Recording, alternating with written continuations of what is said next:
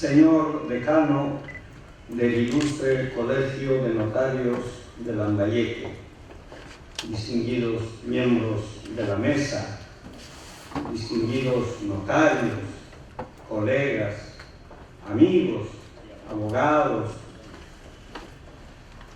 Creo que esta intervención tiene que tener necesariamente un breve prólogo de carácter sentimental.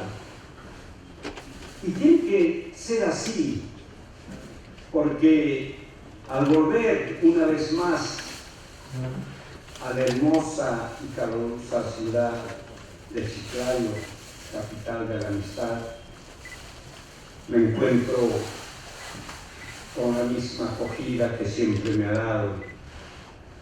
Me encuentro con amigos y en este caso, por qué no decirlo, que anteriormente fueron mis exalumnos. Entre ellos está Jaime, está también el notario de Ica, el doctor Bayochi, César, que alguna vez, y también la notaria de Contamana, que está por aquí. Y entonces es grato cuando uno en el recorrer de la vida va comprobando que ha sembrado más que situaciones de carácter material, valores, y uno de esos valores es la amistad. Por eso, señor decano del ilustre Colegio de Abogados de Lambayeque, le agradezco su generosidad por haberme invitado para participar en este importante evento que es el 14º Congreso Nacional del Notariado Peruano hacia la codificación de la función notarial, organizado por el colegio que usted dignamente dirige y la Junta de Decanos de Colegios de Notarios del Perú. También agradezco la generosidad del pueblo de Chiclayo a través de su señor alcalde, que el día de hoy nos ha ungido a los que venimos con mucho entusiasmo a este evento académico como visitantes distinguidos, y por eso llevo hasta este momento y lo llevaré siempre esta medalla que en nombre de la ciudad de Chiclayo me ha entregado hace unos momentos el señor alcalde de esta ciudad. ¿Qué más debo decir en esta parte de mi breve introducción? Quisiera, como un hombre de una generación anterior o mucho anterior que ustedes, decirles que la vida a veces nos depara un destino. Y ese destino es el de servir a las instituciones y servir al país. Servirlo con dedicación, con entusiasmo, con sacrificio, pensando siempre en los valores que da la vida y que podemos transmitir en nuestra condición de padres, de profesores o de magistrados a las generaciones venideras. Quiero también decirle al señor decano muchas gracias. No tengo realmente patrimonio con que agradecerle, pero he traído un recuerdo del tribunal Constitucional que por obra de Dios y de las circunstancias humanas tengo el honor en esta oportunidad de presidir.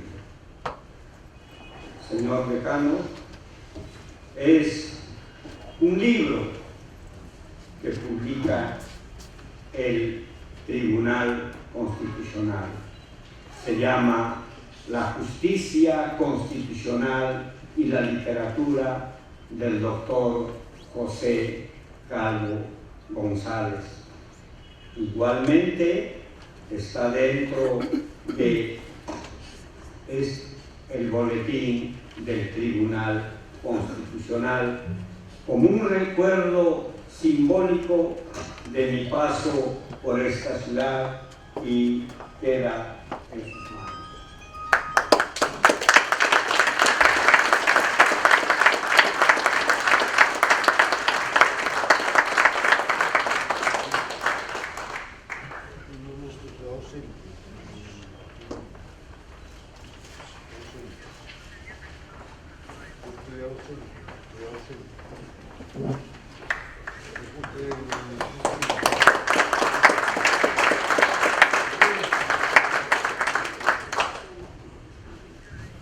Ahora pasaremos a la disertación, a una charla que necesariamente por el tiempo tiene que ser breve. Lógicamente no tan breve, ¿no? Porque no se puede decir voy a hacer una charla breve de 10 minutos, ¿no? Porque no sería adecuado, pero sí lo haré breve de tal manera que no sobrepase los 45 minutos que más o menos duraría una exposición ya totalmente resumida.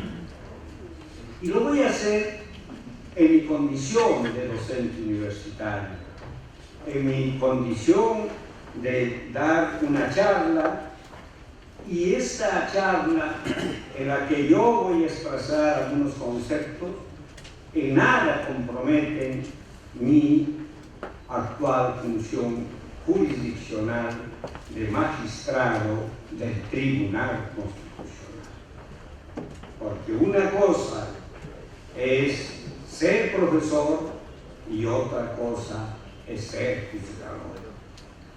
Al maestro Luis Bramo Arias le preguntaron y le dijeron: doctor, usted en la universidad ha dicho unas cosas en este sentido, pero ahora en la sentencia ha dicho de otra manera. Y él le dijo: así es, joven, porque una cosa es ser profesor y otra cosa es ser juzgador.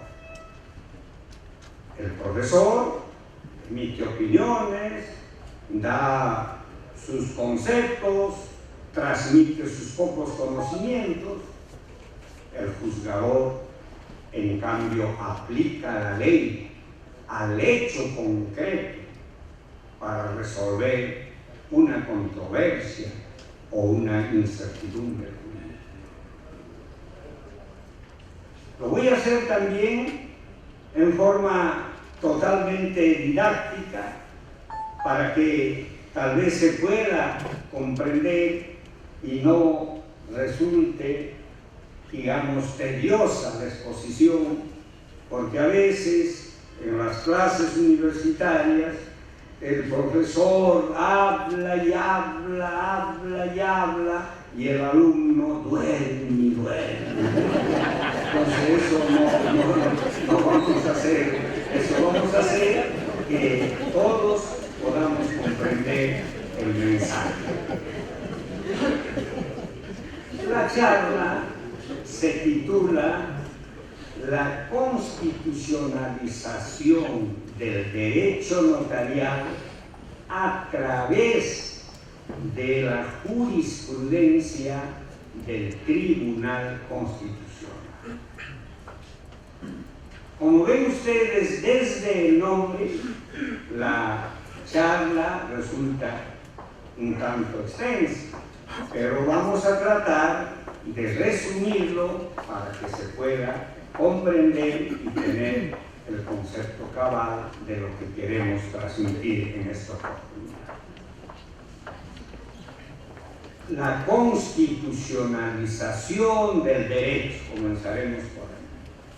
Pero para hablar de la constitucionalización del derecho, hay que hablar primero del Tribunal Constitucional. ¿Por qué? Porque a través del Tribunal Constitucional se va a constitucionalizar. Y para ello tenemos que decir que el Tribunal Constitucional es un órgano constitucional, autónomo e independiente del resto de los poderes del Estado y del resto de los órganos constitucionales autónomos. Por ejemplo, solo este tema sería largo explicar, pero vamos a decir lo siguiente. En otros países no existe tribunal constitucional. La Corte Suprema hace de tribunal constitucional. En Brasil, por ejemplo. En otros países, en pocos todavía, existe un tribunal constitucional fuera del Poder Judicial, fuera del Poder Ejecutivo y fuera del Poder Legislativo. Los magistrados del Tribunal Constitucional están independientes, no están sujetos a ningún poder del Estado. Estos magistrados, para ser magistrados del Tribunal Constitucional, se requieren los mismos requisitos que para ser, yo hablo más bien de vocal de la Corte Suprema, que yo lo he sido, y no hablo de juez supremo, porque ahora la nomenclatura en la ley de la carrera judicial es juez de paz letrado, juez especializado, juez superior y juez supremo, Dios, ¿no? Juez supremo. Entonces no es capaz lo más adecuado, pero bueno, así aparece en la ley de la carrera judicial. ¿Y cuáles son esos requisitos?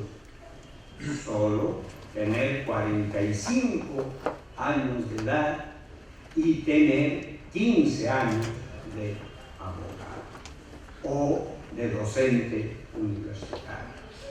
No hay límite para arriba. O sea, se puede acceder más allá de los 70 años. Porque yo diría, ahora las nuevas generaciones, prepárense, porque todo termina a los 70 años. Todo, ya todo está terminado. Inclusive la docencia universitaria. Y yo di la batalla al interior del Tribunal Constitucional, pero ya los nuevos magistrados tienen otra manera y 70. Todo es 70. La docencia universitaria, trabajo administrativo, trabajo diplomático, militar, 70. Después de los 70, ya no hay. Después de los 70 se puede ser presidente de la República, ministro, congresista y bueno, miembro del Tribunal Constitucional, mientras no haya una reforma que también lo limite, porque en otros países solamente es hasta los 70 y máximo 75. ¿Qué más podemos decir del Tribunal Constitucional?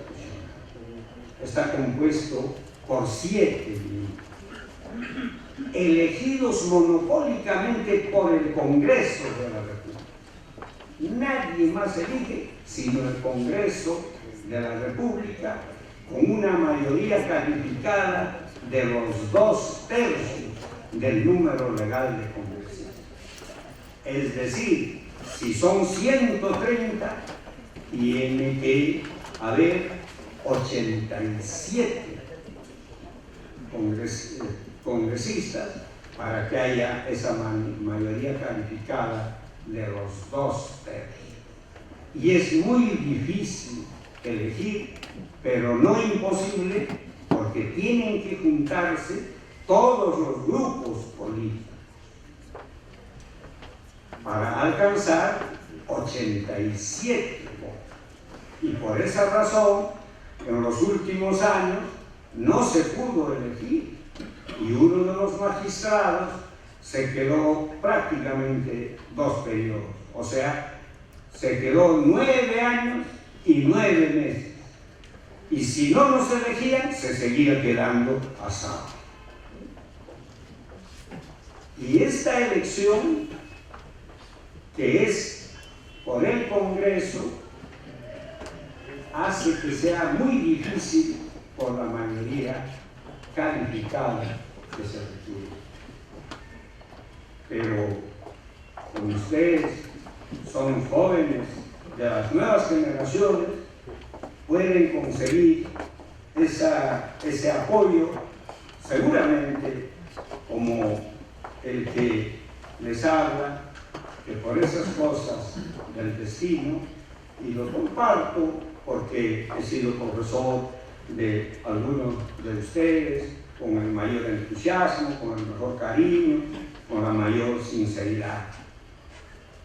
El que les habla obtuvo la unanimidad de todos los congresistas y de todos los grupos políticos, excepto una abstención. Y a veces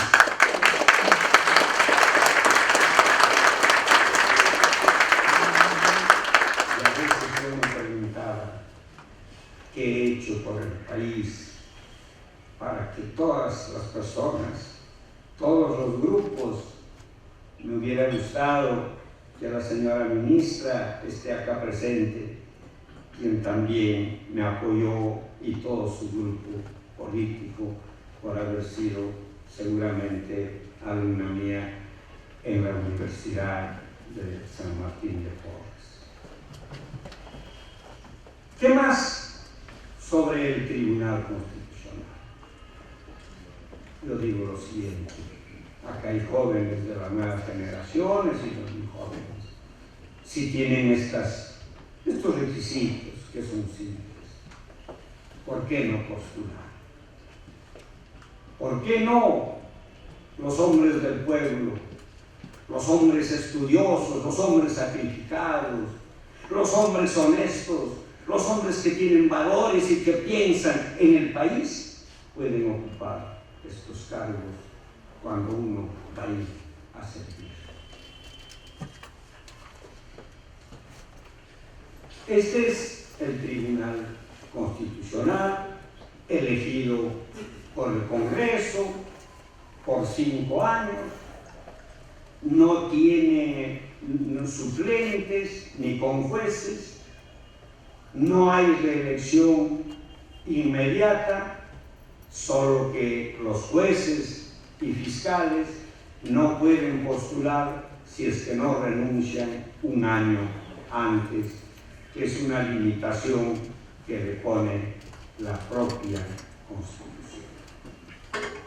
Claro, un tanto injusta capaz, porque teniendo el cargo no pueden postular, ¿no? Y todos conocemos que en este mismo momento hay uno de los cargos, porque uno de los magistrados ya cumplió los 5 años.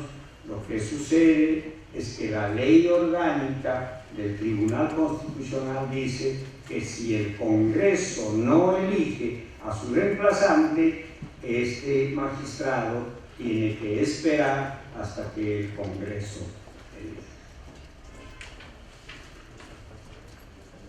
El Tribunal Constitucional además tiene una configuración que es de carácter jurisdiccional. ¿Qué cosa quiere decir esto? Quiere decir que ahora el Tribunal Constitucional es un órgano jurisdiccional. Es para que, sobre todo, los jóvenes puedan comprender, es como si fuera el Poder Judicial, resuelve problemas de carácter constitucional. Es un órgano jurisdiccional cuyas decisiones son obligatorias y son vinculantes. En cambio, anteriormente no tenía esta calidad. Seguramente todos ustedes me van a comprender, sobre todo los más antiguos, porque acá veo jovencitos y señoritas muy jóvenes. Si yo volviera a 1934, ¿había constitución o no? Había la constitución de 1933.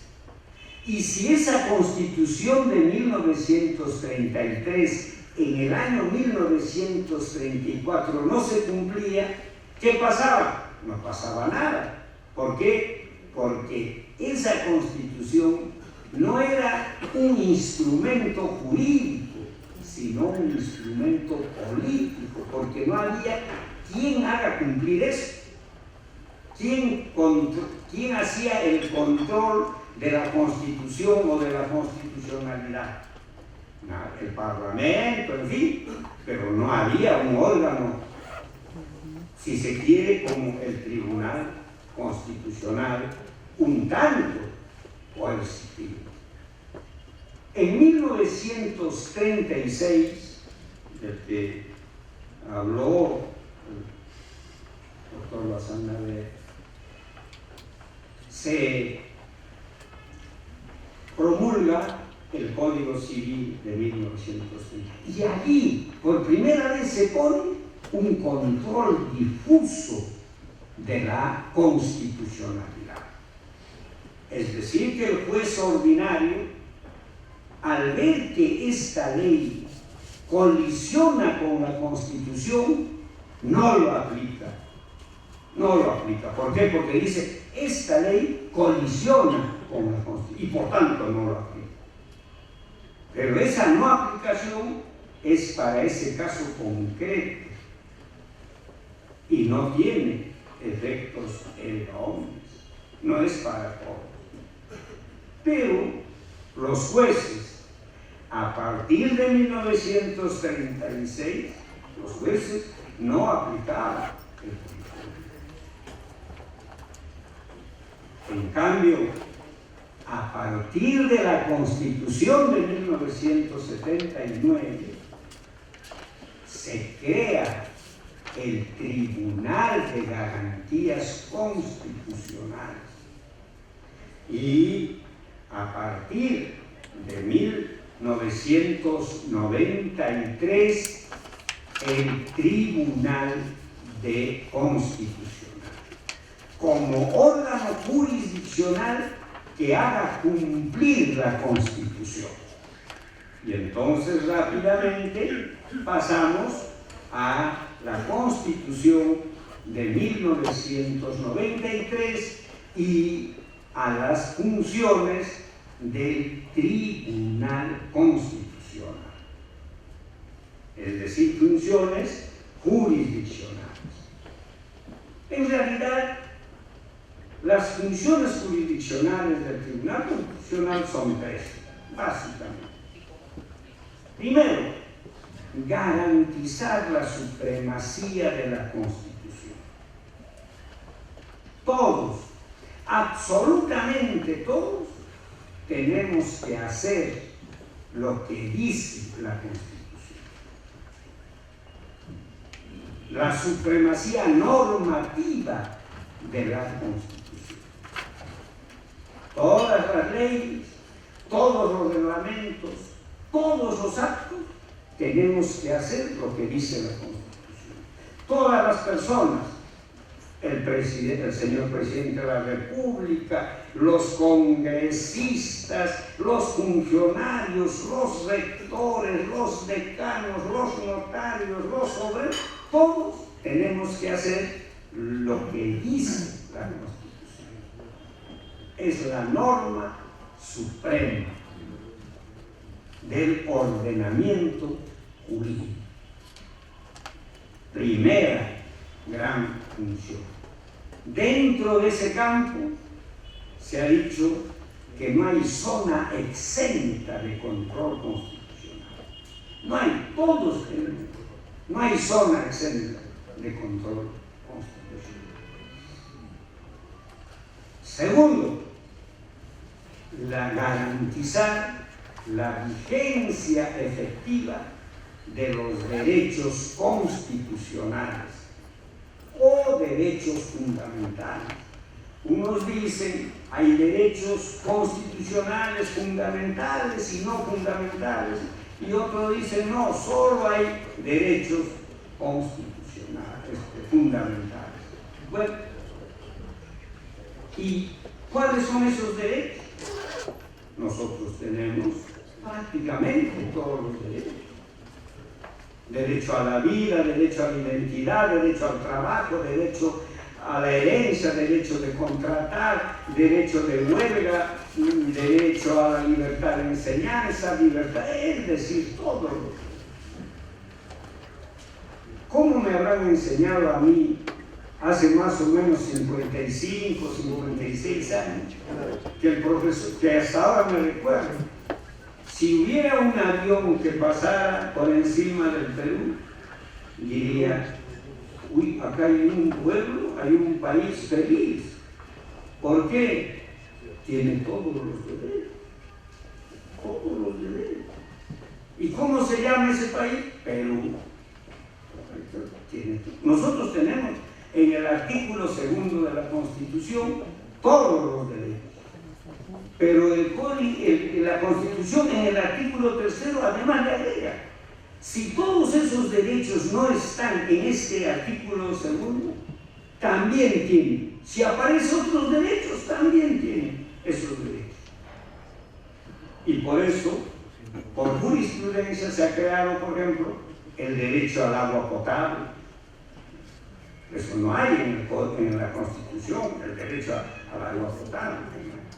El derecho a la verdad está también creado por jurisprudencia. Hay otros que dicen debe crearse también el derecho al olvido, porque ahora, por ejemplo, con el internet aparece tu antecedente y eso no lo borra nadie, nadie. La verdad es que por ejemplo, es un tema que inclusive llegó al Tribunal Constitucional. Alguien tiene trabajo, pero basta que le pongan Manuel Miranda Carvalho y sabe todo. Ya iban sacado mi currículum.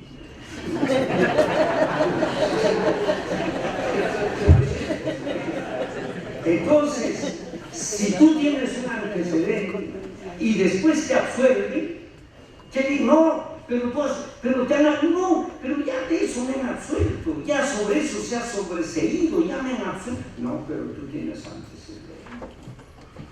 Y tú vienes y lo haces borrar, no hay cómo borrar, porque va al periódico, bueno, te saca, pero no ha salido en el periódico, eso ha salido en el internet.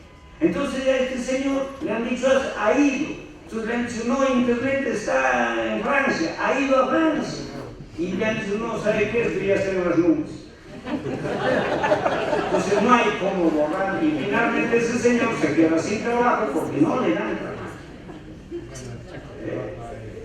Ese es el famoso derecho al olvido. Y otros dicen que debe haber otros derechos. ¿Y cuál es ese nuevo derecho? El derecho de amar y ser amado.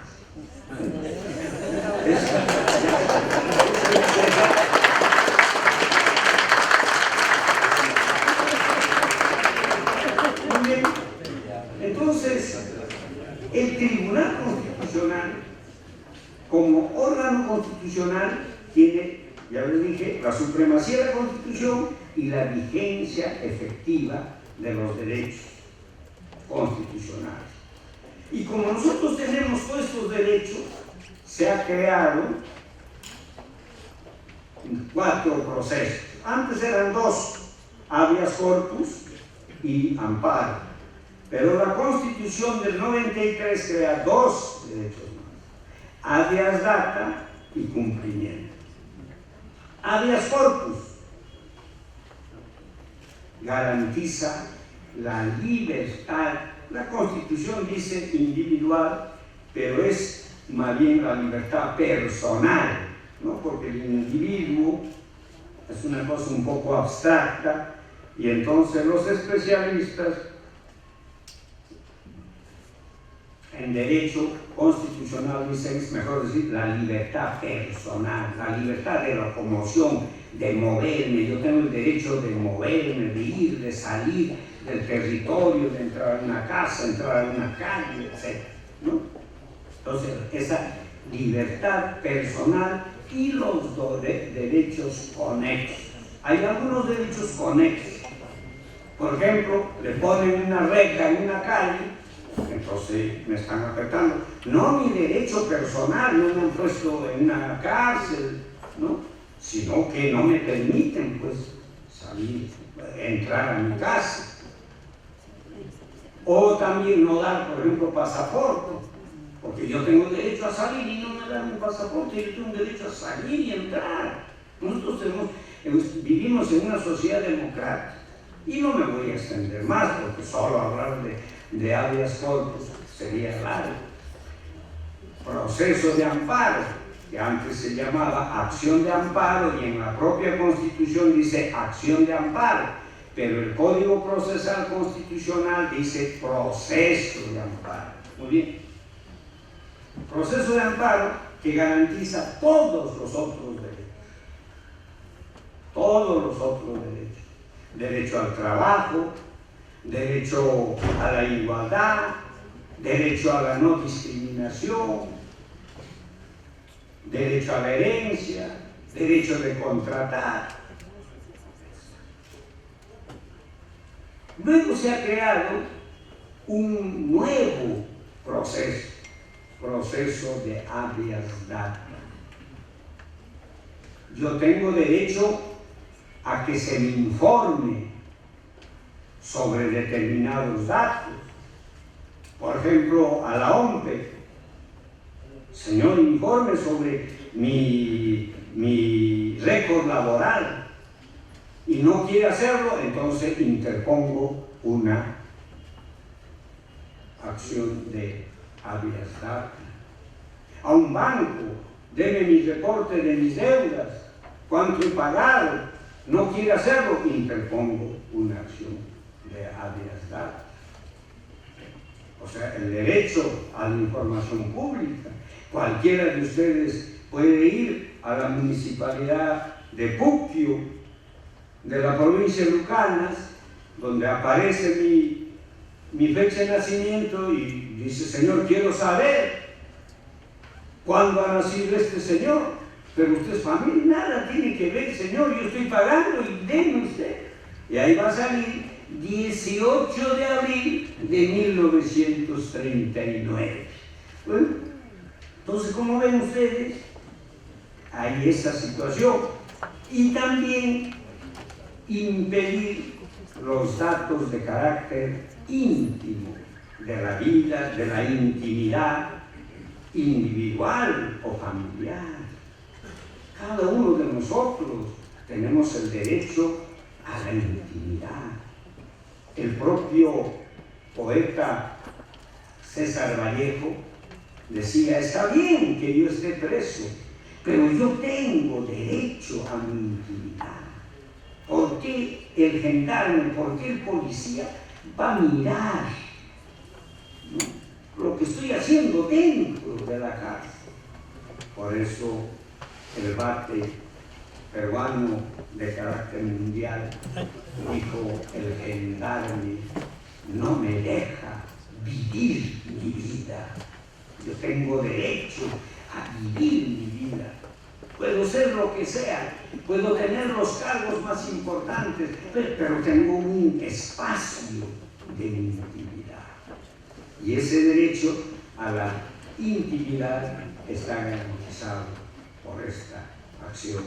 Y finalmente, uno de cumplimiento, que es, Señor, no se cumple una norma legal o un acto administrativo. Me han elegido, me han nombrado director del colegio de tal provincia y el director regional no quiere darme ese cargo. Entonces, una acción de cumplimiento. O la ley dice esto y este señor no quiere cumplir, entonces una acción de cumplimiento. Ya está. Y tiene un tercero. ¿Cuál es ese tercero? Dirimir los conflictos de competencia entre los poderes del Estado y los órganos constitucionales autónomos. Entre ellos o entre los poderes del Estado y los órganos constitucionales autónomos. Por ejemplo, para poner un solo ejemplo, hay una carretera que se hace en los límites de Chiclayo. El gobierno dice, yo tengo competencia nacional, yo tengo que ver el tema de carreteras. El gobierno regional dice, señor gobierno nacional, yo soy el que tengo que ver este tema de las carreteras porque la carretera está dentro de mi territorio. Entonces, como no se puede, no hay acuerdo, nosotros, o sea, el Tribunal Constitucional resuelve o dirime esa competencia de atribuciones. Eso es todo. Eso es el Tribunal Constitucional y sus funciones. Entonces, tenemos una función constitucional, que ya lo dije, una función jurisdiccional, que también ya lo dije, y una función política. El Tribunal Constitucional tiene que velar por la independencia de poderes, por la teoría de los pesos y contrapesos, que se controlen entre ellos mismos. Puede haber gobiernos regionales en conflicto con otros gobiernos regionales. Pueden haber municipalidades en conflicto con otras municipalidades o también con el poder central, ya sea con el poder ejecutivo. Eso tiene que ver el Tribunal Constitucional, y para ello por eso se ha dicho que el Tribunal Constitucional es un gobierno, es un órgano que vela por la gobernabilidad del país. Muy bien, siendo así, los magistrados del Tribunal Constitucional somos jueces. Y como jueces desempeñamos nuestra función con la calidad que tiene todo juez. En primer lugar, tiene que ser una persona capacitada, estudiosa y siempre leyendo, siempre estudiando. Acá tengo algunos alumnos y ellos estarán diciendo, este señor sí está estudiando. Y yo sigo estudiando, yo sigo leyendo. No se cansa de eso, no me canso. ¿Que hay problema? A veces hasta los hijos, descansa papá, descansa tú, yo no voy a descansar. Yo voy a seguir leyendo, estudiando hasta los últimos momentos de mi vida. En la camilla también voy a estar así leyendo. Bien, ¿qué más tiene que ser un juez?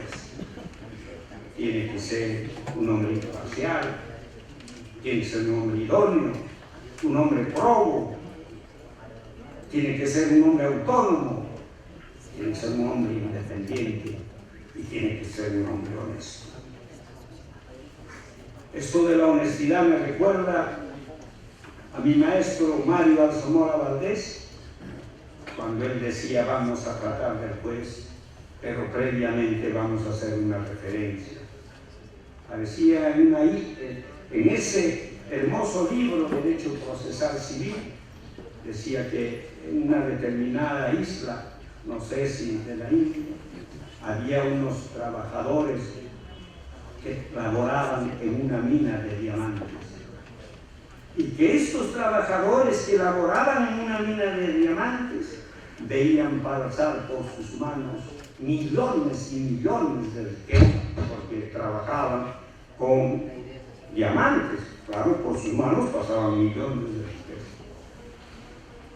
Pero estos trabajadores de esta mina,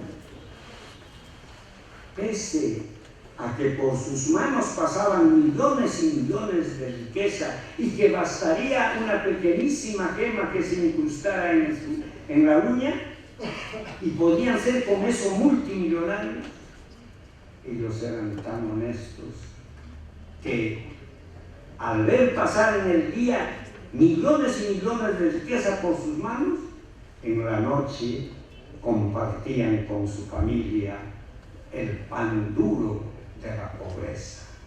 Así tiene que ser un juez. Entonces nosotros somos jueces y ejercemos esta función. Se ha dicho, pero capaz ustedes dependen del Congreso, porque el Congreso los ha elegido. Es cierto, al magistrado del Tribunal Constitucional lo elige el Congreso. Hay principios de inmediación, principio de igualdad, etc. Pero también hay el principio de la ingratitud. El congresista puede decir, yo te elegí. Bueno, en mi caso no, porque me eligieron todos.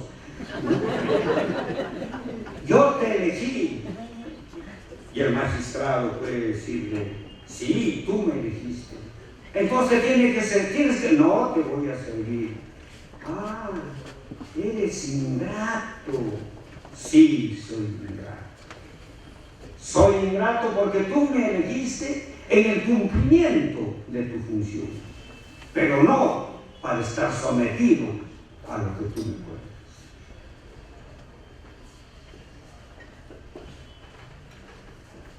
Ahora pasamos ya a la última parte de la disertación, que es la constitucionalización del derecho.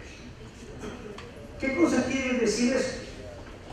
Quiere decir que en líneas generales, así en síntesis, constitucionalizar el derecho quiere decir ver el derecho no desde el punto de vista legal, sino desde el punto de vista constitucional. Pasar del imperio de la ley al imperio de la Constitución. Pasar de un Estado legal, principio de legalidad, a un Estado constitucional, principio de constitucionalidad. Eso es todo. Es decir, interpretar la ley, la norma o los hechos, no desde la ley, sino desde la Constitución. Y es que es distinto mirar el panorama. Cuando estás en el primer piso, el panorama se ve de una manera. Cuando estás en el 10º piso, el panorama se ve de otra manera. Pero cuando estás en el 20º piso, el panorama se ve de otra manera. Y en este caso, constitucionalizar el derecho no es otra cosa que ver, interpretar las normas y los hechos desde la Constitución, no desde la ley. Y para eso existe el proceso de inconstitucionalidad que el Tribunal Constitucional lo conoce en única instancia.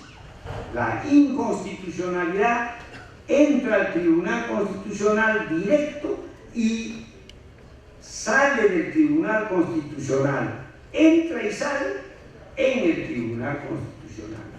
Mientras que los otros procesos de amparo, de habeas corpus, de habeas data y cumplimiento, no entran directo al Tribunal Constitucional, sino tiene que comenzar en el Poder Judicial. Con el juez constitucional es cierto, pero en el Poder Judicial. Alguien dice, Señor, están atentando contra mi intimidad, directo al tribunal. No, primero al juez constitucional es cierto, pero al juez. Luego de la resolución de ese juez constitucional, o sea, el juez especializado, que como no hay jueces constitucionalizados, son el juez civil, cuando se trata de amparo, habeas data o de cumplimiento, o el juez penal, cuando se trata de habeas corpus, emite una resolución, pasa a la sala constitucional superior, pero como no hay sala constitucional, a la sala civil o a la sala penal, según sean las acciones de amparo, habeas data o cumplimiento o habeas corpus. Si la sala le da la razón, ya no va al Tribunal Constitucional. En cambio, si no le da, va al Tribunal Constitucional para que en última y definitiva instancia dirima el asunto. Por eso nosotros decimos a los jueces, sobre todo superiores, que le den la razón al demandante, para que ya no vaya al tribunal. Mucho, demasiado ya, no, demasiada carga en el tribunal. Muy bien. Entonces, si nosotros vemos esto, constitucionalización del derecho es interpretar el derecho o el hecho, los actos o las normas, desde la Constitución. Ahora, por eso la propia Constitución a los miembros del Tribunal Constitucional lo declara intérprete máximo, la ley orgánica del Tribunal Constitucional, el máximo intérprete. Para que se cuente, nosotros somos los máximos intérpretes, no hay más. Somos los últimos, no los únicos. Puede interpretar el abogado, el notario, puede interpretar el profesor, puede interpretar el juez, pero el último es el Tribunal Constitucional. Lo que dice el tribunal o los magistrados del Tribunal Constitucional, eso es la última palabra. Dirá mal, dirá otra cosa, se va, pero eso se cumple. ¿Y por qué? Escuchen, sobre todo los jóvenes, cuando se dice la ley dice, bien, a veces, ¿no? La ley está clarita. En primer lugar, en derecho todo es discutible. Todo, absolutamente todo es discutible. Todo necesita una interpretación. En derecho no hay nada claro. Ni la palabra clara es clara. Porque tú dices clara y no se sabe si es la clara de huevo o es el nombre de la señorita. Entonces cuando dice es clarita, por eso se dice la ley no dice nada. El que dice es el que dice que dice, es decir, uno. O sea, el que lo lee, la ley está allí, son unas grafías, pero el que está leyendo, él lo interpreta de esta manera. La ley no dice nada, acá está la ley. El que dice soy yo, y entonces yo soy el que estoy interpretando. ¿Y cómo lo interpretaré? Unos interpretarán de una manera, otros de otra manera. Por eso a veces dice, se encuentran dos personas, dos mujeres, y comadrita, ya se dio cuenta del juicio, hemos estado en divorcio, y a usted, comadre, se divorció usted. No, comadre, ¿por qué? Mi juez no me ha dado el divorcio. Dice que no. Y a usted, a mí sí me dio, digo, ya yo estoy divorciada, inclusive ya me he casado con otro. Pero es que usted pagó. No, nadie pagó a nadie.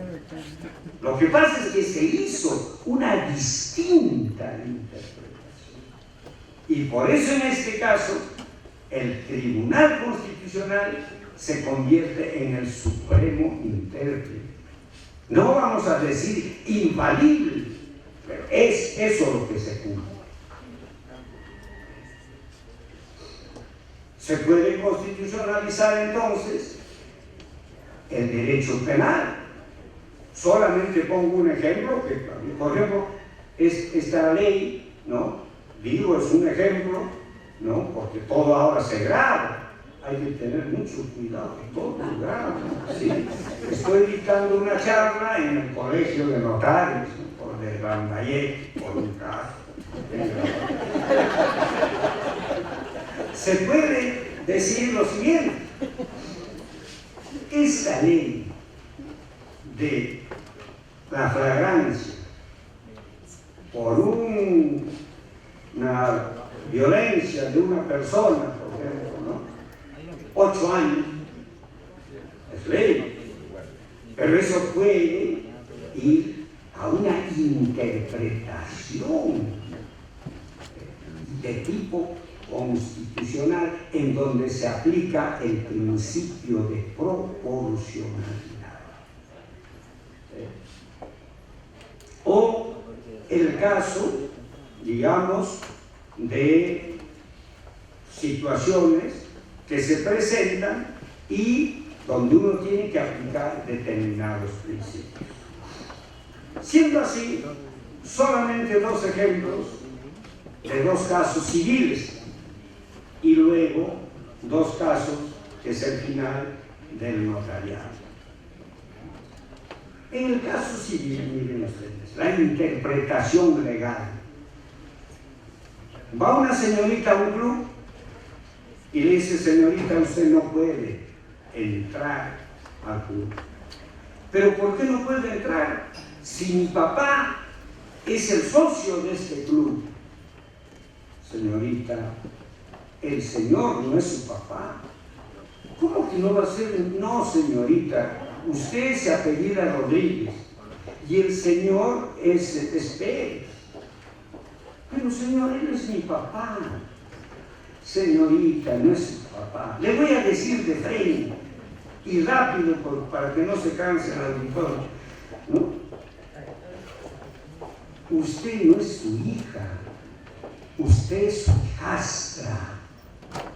Él no es su padre, él es su padrastro. Y el señor es mi papá. ¿Cómo no va a ser mi papá? Es mi papá, señor. Y entonces el papá, en este caso el padrastro, va y dice: ¿qué pasa acá? No, señor, él no puede entrar. ¿Cómo que no pueden? Sí, acción de amparo, proceso de amparo. El juez dice: señor, no puede entrar porque este club, de acuerdo a la normatividad, es para la familia. Y familia es lazo de consanguinidad hasta el 4º grado en línea descendente, o 4º grado ascendente, o cónyuge, o segundo de afinidad en la línea colateral. Usted no es la hija, no es la nieta, no es la bisnieta, ni la tataranieta, no es la madre, no es la abuela, ni la bisabuela, ni la tatarabuela, ni es la cónyuge, ni es la cuñada. Usted, desde el punto de vista legal, no es familia, y no siendo familia, usted no es. Apela, igual la sala lo confiere. Y entonces viene al Tribunal Constitucional. El Tribunal Constitucional hace otra interpretación. A ver, vamos a ver. El Tribunal ve cuando se afectan derechos del ciudadano, derechos de la persona. Uno de ellos, el derecho a la igualdad. Otro, el derecho a la no discriminación. Otro, el derecho a la protección a la familia. El artículo 4 de la Constitución dice: el Estado y la sociedad protegen a la familia y promueven el matrimonio, pero protegen a la familia. ¿Y cuántas clases de familia hay? Hay una familia matrimonial, hay una familia extramatrimonial, varón y mujer libre de impedimento, pero todo en la vida cambia, todo evoluciona, y ahora hay un nuevo tipo de familia, donde una mujer viuda o divorciada con un hijito o dos hijitos se encuentra con un varón también viudo o divorciado o exconviviente que también tiene dos hijitos, y se unen. ¿Cómo se quieren? Y cómo las criaturas se quieren, se desarrollan. Y entonces ha dicho: esto también es familia. ¿Que esto también es familia? Claro, porque todo evoluciona. En mi época, cuando yo era niño o adolescente, mi hermana podía tener solo enamorado, podía tener, mi papá le consentía, novio o marido. Ahora no, ahora hay otro tipo de relación. Hay conviviente, que después se reconoció, el código jamás reconoció, el código del 36 no reconoció la convivencia. Posteriormente la Constitución del 79 sí, y el código de 1984. Ahora se habla, por ejemplo, de querida, es su querida. ¿Y por qué le dicen querida a ella? Porque ella la quiere.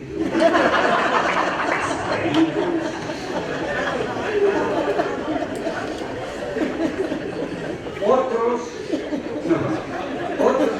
mi pareja, es un nuevo tipo de relación, todo cambia.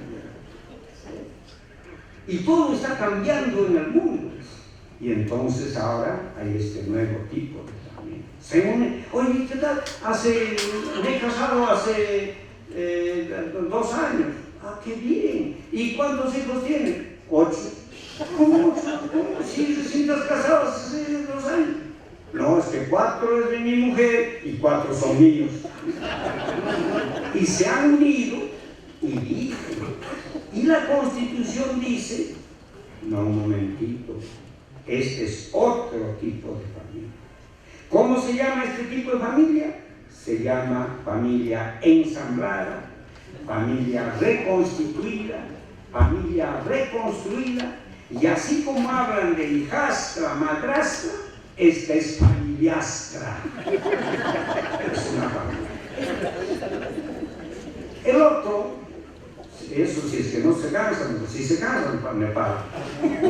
Bueno, el otro es un caso bien interesante de un transexual, no homosexual, ni hermafrodita, sino transexual, que de repente un varón, un hombre, descubre que en su interior hay una mujer y dice: ¿qué hace esta mujer dentro del cuerpo de este hombre? Hay que sacar a esa mujer. Yo soy mujer, no soy hombre, no soy varón.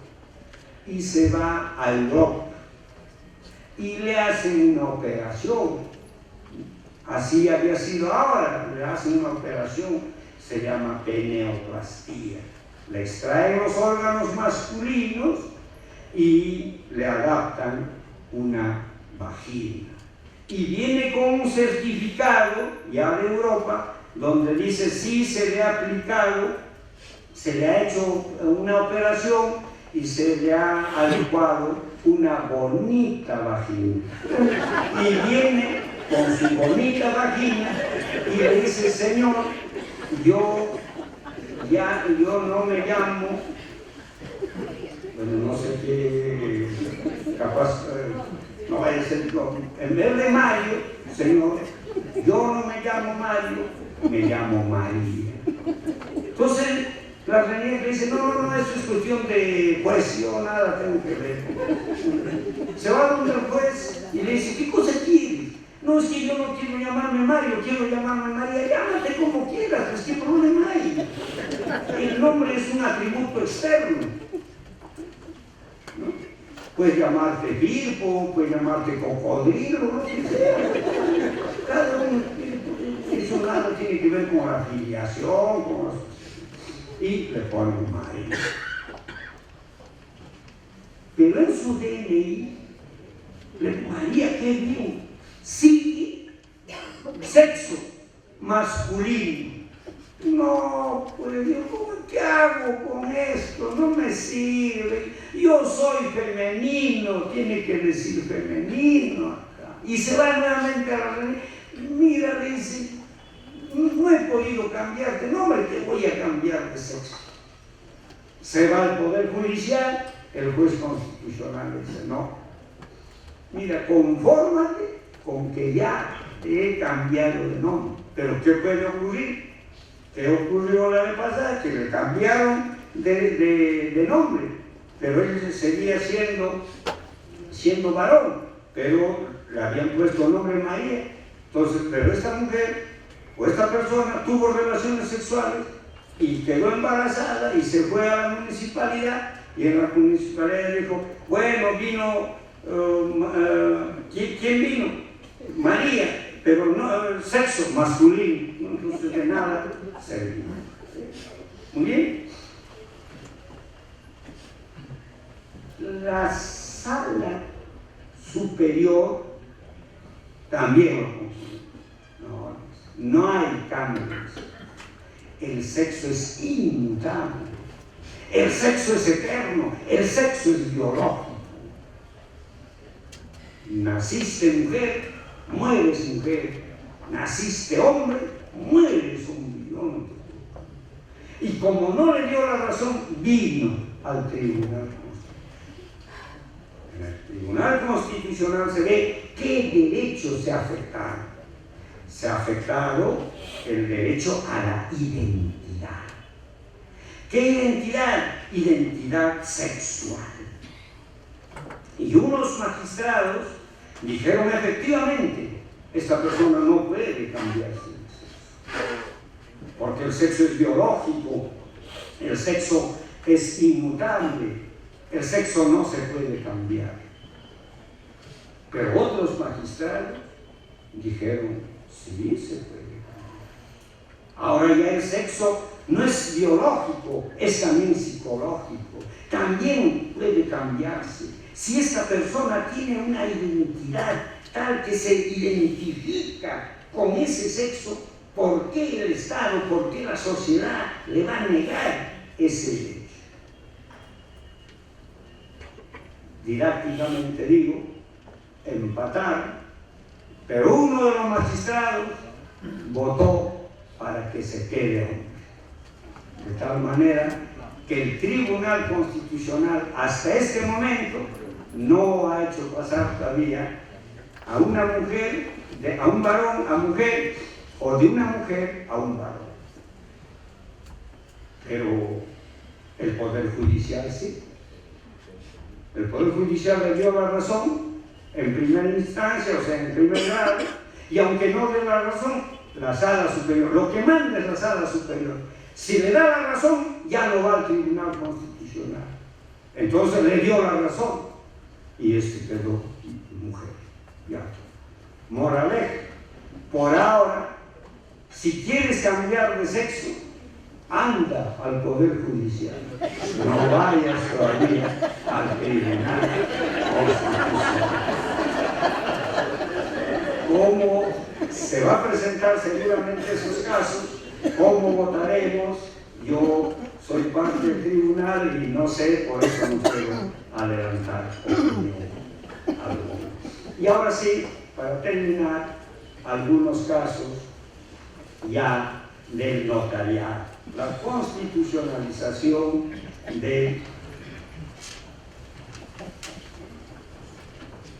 derecho notarial. Bueno, ya sabemos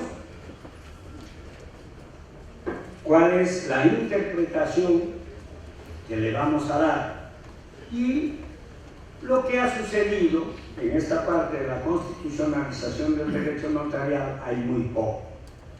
Hay una cosa que todos ustedes seguramente lo conocen, en el caso de que la mayoría, y si no todos, son notarios, cuando salió la ley del notariado. ¿Qué se dijo?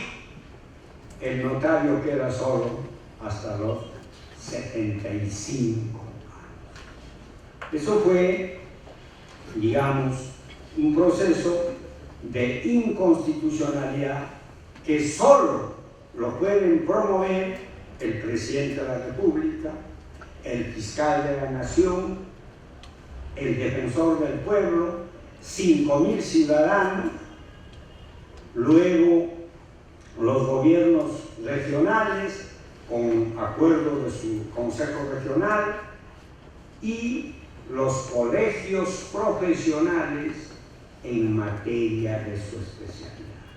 Por eso los colegios profesionales interpusieron la acción de inconstitucionalidad. Cuando hay acción de inconstitucionalidad, cuando una ley o norma con rango de ley colisiona con la Constitución. Cuando un reglamento colisiona con la ley, se llama acción popular, pero eso lo ve la justicia ordinaria, el Poder Judicial. Claro, no lo ve el Tribunal Constitucional. Pese a que cuando colisiona con la ley, y como la ley tiene que estar contra la Constitución, entonces este reglamento colisiona contra la ley y consecuentemente colisiona contra la Constitución. Pero aún siendo así, la acción popular solo lo ve el Poder Judicial. Muy bien, los colegios de notarios plantearon la acción de inconstitucionalidad. Y en el tribunal se vio esto con ojos de la Constitución. O sea, ese es todo. Constitucionalización del derecho.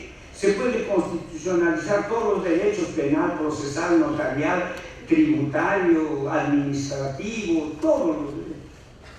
En este caso, se va a constitucionalizar el derecho notarial. Entonces, a ver, esta ley, no, esta ley colisiona contra un principio, porque la Constitución se interpreta a través de principios. No es una interpretación como la interpretación legal. No interesa lo que dice la ley, sino lo que dice la Constitución.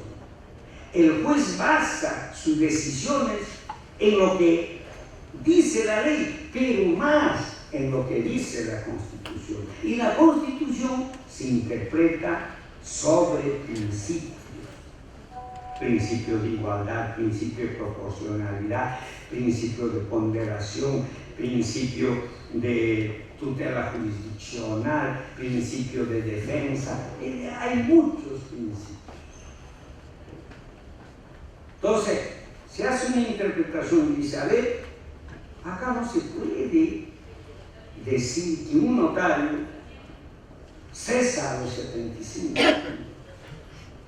¿Por qué? Porque son situaciones diferentes, situaciones iguales, resoluciones iguales o soluciones iguales. La verdadera igualdad está en hacer un trato igual a los iguales y un trato desigual a los desiguales. Y basado en ese principio es que se dijo que los notarios no pueden cesar a los 75 años. Era muy diferente. Un notario llega a ser notario, como el doctor Wilson Canelo, que es mi amigo, ya saliendo, ya casi cumpliendo 70 años.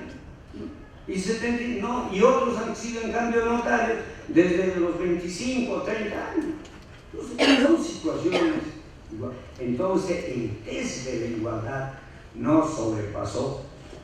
Y también cuando dice que deben entregar parte de sus ingresos a un ente estatal, ¿no?, que es prácticamente atentar contra la autonomía económica de las instituciones.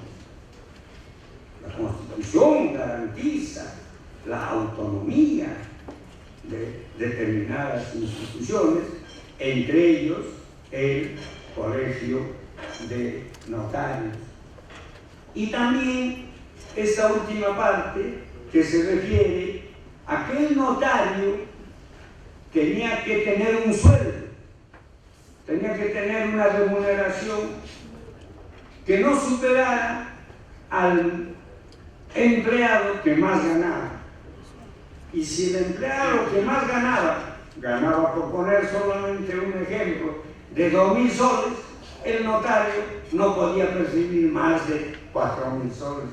Y eso también atentaba contra el principio del derecho a la libertad de contratación. Cada uno contrata. No solamente está en el artículo 2 de la Constitución, sino en el propio artículo 62 de la Constitución. Y por esa razón, por esas razones, estas sentencias o estas demandas no fueron declaradas, ¿no?, adecuadamente, y le dieron la razón a los notarios que interpusieron esta acción. Estas son, digamos, y finalmente, ahora sí ya quiero terminar, el caso de la inscripción por escritura pública. Para inscribir un inmueble tiene que ser por escritura pública y esa escritura tenía un costo. En cambio, esta ley, o hay otra ley, que se refiere a que solamente puede inscribirse en un formulario registral que hay y, digamos, con menor costo.